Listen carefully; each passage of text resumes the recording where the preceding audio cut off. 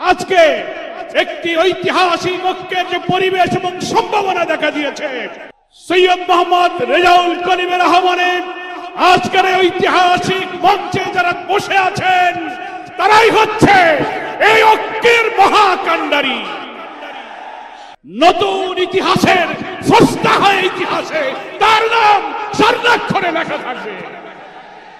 সংগ্রামী দেশবাসী ভাইরা, আমি অন্তর্বর্তীকালীন সরকারের প্রধান প্রফেসর ডক্টর মোহাম্মদ ইউনূস আপনাকে বলতে চাই, আজকের এই সমাবেশ থেকে, এই জনসমুদ্র থেকে এই বার্তা যদি আপনারা বুঝতে ভুল করেন, পিওর পদ্ধতি ছাড়া নির্বাচন বাংলার মানুষ গ্রহণ করবে না।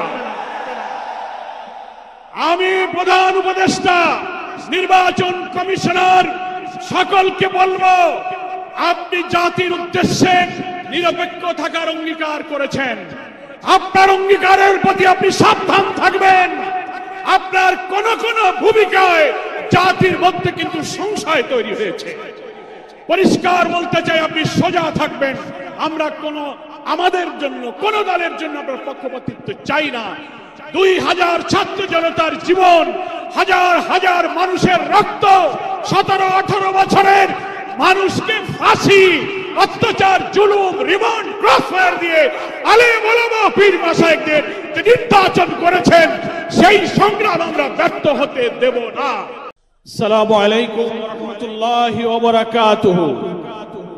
আলহামদুলিল্লাহি রাব্বিল আলামিন, আসসালাতু ওয়াসসালামু আলা সাইয়্যিদিল মুরসালিন ওয়া আলা আলিহি ওয়া সাহবিহি আজমাইন। ইসলামী আন্দোলন বাংলাদেশের উদ্যোগে আয়োজিত ঐতিহাসিক সোহরাওয়ার্দী উদ্যানে আজকের এই জনসমুদ্রের সংগ্রামী সভাপতি,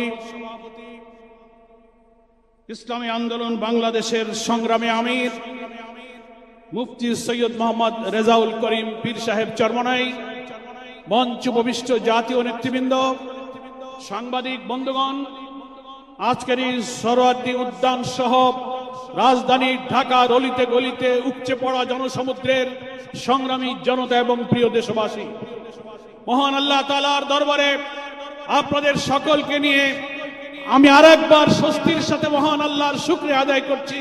আলহামদুলিল্লাহ। শুকরিয়া এই কারণে, বাংলাদেশের ইতিহাসে, রাজনীতির ইতিহাসে আজকের দিন এক ঐতিহাসিক দিন। কেন ঐতিহাসিক দিন? মুসলিম উম্মার নেতৃত্ব দানকারী, দেশপ্রেমিক সকল ইসলামিক দল, ব্যক্তিত্ব, স্কলারদের মধ্যে ভিন্নমত থাকা সত্ত্বেও আজকে একটি ঐতিহাসিক ঐক্যের যে পরিবেশ এবং সম্ভাবনা দেখা দিয়েছে, সৈয়দ মোহাম্মদ রেজাউল করিমের আহ্বানে আজকের ঐতিহাসিক মঞ্চে যারা বসে আছেন তারাই হচ্ছে এই ঐক্যের মহাকাণ্ডারী।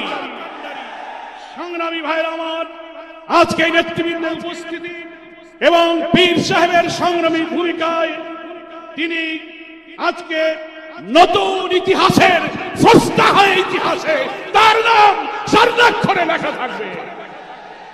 সংগ্রামী দেশবাসী ভাইরা, আমি অন্তর্বর্তীকালীন সরকারের প্রধান প্রফেসর ডক্টর মোহাম্মদ ইউনূস আপনাকে বলতে চাই, আপনিও ন্যাশনাল কনসেনসাস কমিশন যেটা হয়েছে তারও আপনি চেয়ারম্যান, তার কো চেয়ারম্যান করা হয়েছে প্রফেসর ডক্টর আলী রিয়াজকে। আর নির্বাচন কমিশনের প্রধানকে আমি বলতে চাই, আজকের এই সমাবেশ থেকে, এই জনসমুদ্র থেকে এই বার্তা যদি আপনারা বুঝতে ভুল করেন, পিওর পদ্ধতি ছাড়া নির্বাচন বাংলার মানুষ গ্রহণ করবে না। আমি প্রধান উপদেষ্টা, নির্বাচন কমিশনার সকলকে বলবো, আপনি জাতির উদ্দেশ্যে নিরপেক্ষ থাকার অঙ্গীকার করেছেন। আপনার অঙ্গীকারের প্রতি আপনি সাবধান থাকবেন। আপনার কোন কোন ভূমিকায় জাতির মধ্যে কিন্তু সংশয় তৈরি হয়েছে। পরিষ্কার বলতে চাই, আপনি সোজা থাকবেন। আমরা আমাদের জন্য, কোন দলের জন্য আমরা পক্ষপাতিত্ব চাই না। 2000 ছাত্র জনতার জীবন, হাজার হাজার মানুষের রক্ত, 17-18 বছরের মানুষকে ফাঁসি, অত্যাচার, রিমান্ড ক্রসফায়ার দিয়ে আলেম ওলামা পীর মাশায়েখদের যে নির্যাতন করেছেন সেই সংগ্রাম আমরা ব্যর্থ হতে দেব না। ফলে আপনাকে অবশ্যই জাতির যে দাবি উচ্চকিত হয়েছে নির্বাচনের লেভেল প্লেইং ফিল্ড আপনাকে নিশ্চিত করতে হবে। আপনি জাতির কাছে জাতির উদ্দেশ্যে ভাষণে একটা কথা বলবেন, being a head of the government একটা কথা বলবেন, রাষ্ট্রীয় টেলিভিশনে একটা কথা বলবেন, কোন একটা দলের কাছে আলোচনায় গিয়ে সে কথা আপনি ভুলে যাবেন, এটা নিরপেক্ষতা ভঙ্গ হয়েছে। আপনাকে বলতে যে আপনি সোজা থাকুন, রাজনৈতিক সংলাপে আপনি দোষ করেননি, বৈঠক করার অধিকার সবার আছে, কিন্তু আপনি এক জায়গায় কথা বলে মত পরিবর্তন করবেন কেন? আপনাকে জাতির সামনে আসতে হবে, সকল দলের সাথে বসে আপনি বলবেন ভাই আমাদের এই অসুবিধা, আসুন আমরা সবাই মিলে এইটাই করি, আমরা রাজি আছি। কিন্তু আপনার এই ভূমিকায় প্রশ্ন তৈরি হয়েছে আগামী 8-10 মাস পরে যদি নির্বাচন হয় আপনি সোজা থাকবেন কিনা, আপনাকে এই 8 মাসে নিরপেক্ষতার প্রমাণ আপনাকে দিতে হবে। আপনাকে নির্বাচনের আগে যে শর্ত, মানবতা বিরোধী গণহত্যাকারীদের বিচার অবশ্যই দ্রুত দৃশ্যমান করতে হবে। দিল্লিতে বসে দিল্লির দাবেদার শেখ হাসিনা এই বাংলাদেশকে আবার উস্কানি দিয়ে ভারতের সেবাদাসে পরিণত করার ষড়যন্ত্র করছে। অবিলম্বে নির্বাচনের আগে এই বিচার আমরা দৃশ্যমান দেখতে চাই। সংস্কারের ব্যাপারে অনেকে ঢিলা দিচ্ছেন, বলে ইলেকশন আর সংস্কার একসাথে হবে, ক্ষমতায় গিয়ে করব। কিভাবে বুঝলেন কে ক্ষমতায় যাবে? জনগণের ভোট আপনি পান, তারপরে আপনি ক্ষমতায় যাবেন।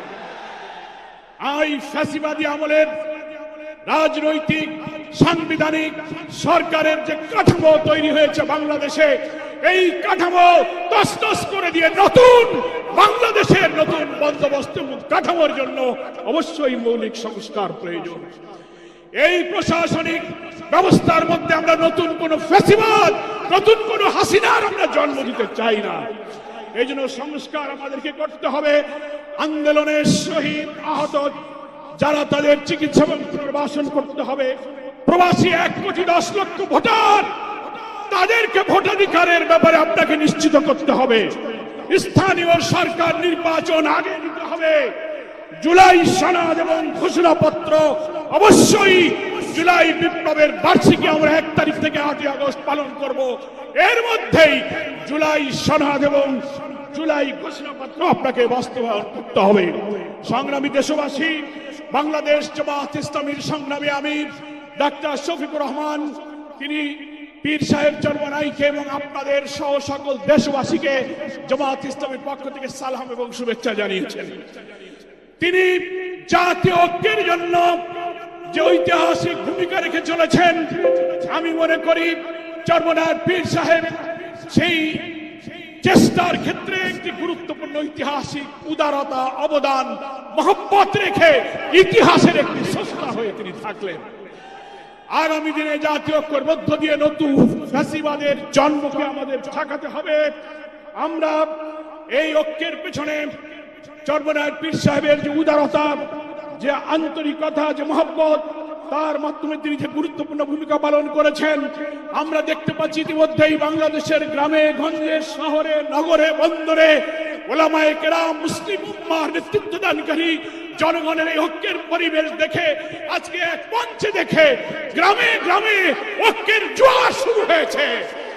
আসুন ভেদাভেদ, ভিন্নমত পরিহার করে মুসলিম জাতি সত্তা মূল্যবোধ রক্ষার জন্য আল্লাহ তাআলার দ্বীনকে পার্লামেন্টে নিয়ে ন্যায় বিচার, সুশাসন, বৈষম্যহীন এক নতুন সমৃদ্ধ মানবিক বাংলাদেশ গড়ার জন্য আমরা ঐক্যবদ্ধ থাকব। সকলকে ধন্যবাদ। বাংলাদেশ জিন্দাবাদ। ওয়া মা তৌফিক ইল্লা বিল্লাহ। আসসালামু আলাইকুম ওয়া রাহমাতুল্লাহি ওয়া বারাকাতুহু।